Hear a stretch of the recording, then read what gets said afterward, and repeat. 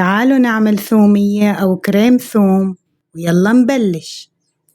بداية بمقلاية بحط 3 كاسات مي، لكل كاسة مي ملعقتين كبار نشا، بحركهم على البارد وبحطها على النار، وبنحرك وبنستمر بالتحريك لحتى تعقد ويصير قوامها مثل ما واضح بالفيديو.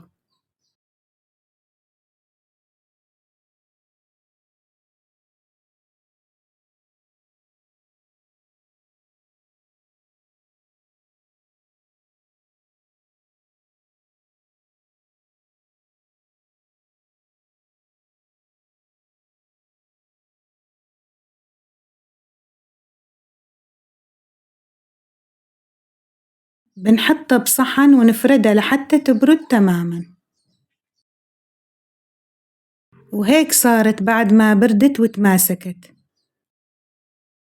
وبالخلاط نزلنا كاسة لبن زبادي، 7 حبات ثوم اختياري، ملعقة ملح، ربع ملعقة ملح ليمون، بخلطن شوي لين طحن الثوم، وبضيف خليط النشا بالتدريج،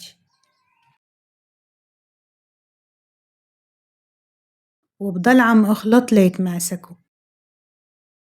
وبضيف كاسة زيت بالتدريج،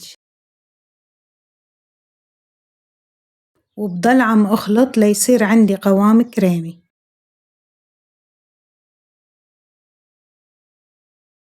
وهيك صارت التومية جاهزة ب5 دقايق بأطيب نكهة.